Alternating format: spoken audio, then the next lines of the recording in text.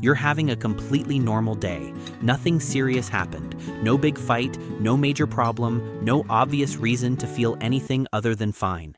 And then something tiny happens. Someone takes too long at the checkout. Your phone lags for 2 seconds. Someone chews too loudly near you. And suddenly you feel this heat rising, this tightness in your chest, this urge to snap. And some part of you is thinking, why am I reacting like this? What is wrong with me? Here's what we want to say right at the start, before anything else. Nothing is wrong with you. That experience, feeling angry when you can't point to a real reason, is one of the most common and most misunderstood things that happens inside the human mind and body. And today, we're going to break down what's actually happening beneath the surface, why it shows up the way it does, and what you can actually do about it, not suppress it, not explode with it, but genuinely work through it. First, let's clear something up. Anger almost never actually comes out of nowhere. It just feels that way because the real source is invisible, sitting underneath the surface, while something small on top finally triggers the release. Your nervous system has been quietly keeping score this whole time. Every stressful moment you pushed through, every need that went unmet, every emotion you didn't have time to process, every night of poor sleep, every situation where you held your tongue when you really wanted to speak, your system has been tracking all of it. Your conscious mind might have moved on, but your body didn't. So when that slow driver cuts you off or that colleague sends an unnecessarily short email, it's not really about them. They just happen to be standing at the bottom of a pile that's been building for a while. The anger was already there. They just released it. Understanding that one thing changes everything about how you interpret your own reactions. The real reasons you're feeling this way. Reason 1. Emotions you never actually processed. If you're someone who tends to push through, stay strong, avoid conflict, or just keep going when things get hard, this one is specifically for you. Emotions that don't get processed in real time don't disappear.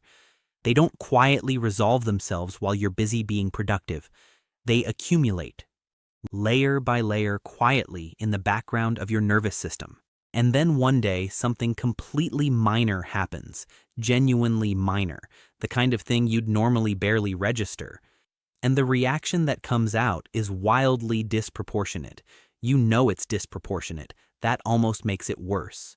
But what you're actually experiencing isn't anger about the minor thing. You're experiencing the release of everything that's been building underneath it. That small moment was just the thing that finally broke the surface. This is especially common for people who were taught, either explicitly or through the environment they grew up in, that expressing emotions was inappropriate, inconvenient, or unsafe. If you learned early to manage your feelings quietly and get on with it, your body is still carrying everything you managed quietly. Reason 2. Your nervous system is overloaded. Here's something that doesn't get talked about enough in conversations about anger and irritability. Sometimes the anger has nothing to do with an emotional situation at all. Sometimes it's purely physiological. Your system is running on empty, and when that happens, your ability to regulate your emotional responses drops significantly. Think about what chronic stress, poor sleep, constant busyness, and sensory overload actually do to the brain. The prefrontal cortex, the part responsible for emotional regulation, patience, and measured responses, needs adequate rest and recovery to function properly. When it's depleted, the more reactive, primitive parts of the brain take over more easily. In practical terms, this means your patience buffer shrinks. The gap between stimulus and reaction gets smaller. Things that you would normally handle easily suddenly feel genuinely overwhelming. Small things feel big because your system doesn't have the resources right now to keep them in proportion. This isn't a character flaw. This is biology. A depleted nervous system is a reactive nervous system, and no amount of willpower completely compensates for that. Reason 3. Your body is signaling an unmet need. This one surprises people most, but it's one of the most important things to understand about anger. Anger is a boundary emotion. At its core, it exists to signal that something is not okay, that something feels unsafe, pressured, overlooked, or violated. And sometimes when it shows up as what feels like irritability without a clear cause, your body is actually trying to get your attention about something specific it needs. Common hidden triggers most people miss are being hungry or physically exhausted, being overstimulated by noise, screens, or social demands, not having enough alone time to decompress, feeling consistently unheard in a relationship or situation, or carrying an emotional load that's simply too heavy right now. Before you analyze the psychology of your anger, check the basics first. When did you last eat a real meal? How has your sleep been? Have you had any actual quiet time in the last few days? Have you been around people non-stop without a break? Sometimes the most direct path through irritability is shockingly simple. It doesn't make it less real. It just makes it more treatable. What pent-up anger actually feels like in the body. You might recognize some of these. A jaw that's been clenched without you realizing it. Shallow breathing that sits high in the chest. A kind of restless, buzzing energy that makes it hard to sit still. Heat in the face or neck. A low-level tension that makes everything feel slightly too loud and slightly too much. This is your nervous system in what's called fight activation. It's not that you want conflict, it's that your system has assessed the situation, concluded that something is threatening, even if that threat is invisible, and is preparing to protect you. It's trying to help. It's just using a tool designed for very different circumstances. What to actually do about it? Name it before it names you.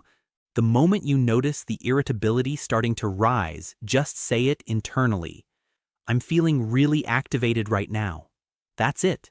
Labeling an emotion out loud, even just to yourself, activates the regulatory part of your brain and creates a small but meaningful gap between the feeling and your reaction. Check your body before you analyze your thoughts. Ask yourself the physical questions first. Am I tired, hungry, overstimulated, tense in my body without realizing it? Drink some water. Eat something if it's been a while. Step outside and get fresh air. Unclench your jaw consciously. These feel almost too simple, but they work because they're addressing the actual source. Give the energy somewhere to go. Pent-up anger is stored physical activation. It needs movement to discharge. Fast walking, any form of cardio, cleaning your space with real physical effort, shaking out your arms and shoulders, these help your nervous system complete the stress cycle it got stuck in. You're not avoiding the feeling, you're releasing the physical charge that's underneath it. Allow it space without acting on it. You don't have to resolve it immediately. You don't have to understand it right now. Sometimes the most effective thing you can do is say internally, I notice I'm really activated and I'm going to give this some space before I respond to anything. Emotions that are allowed room often settle significantly faster than emotions that are fought. When to pay closer attention. Occasional unexplained irritability is completely normal and human. But it's worth paying closer attention if you're noticing constant irritability that doesn't lift, frequent outbursts that feel out of proportion, your anger starting to affect your relationships or work, feeling on edge most of the time rather than occasionally, or anger that's showing up alongside low mood, anxiety, or feeling generally disconnected. These patterns can point to chronic stress that's become the baseline, burnout that's progressed further than you've acknowledged, unprocessed trauma activating through daily irritability, or nervous system dysregulation that's worth addressing with real support. There's no shame in any of that. There's just information in it. If you've ever felt that rising anger and immediately thought something must be wrong with you, we hope this reframes that slightly. Your mind and body are not turning against you. They're communicating with you, imperfectly, urgently, in the only language they have available right now.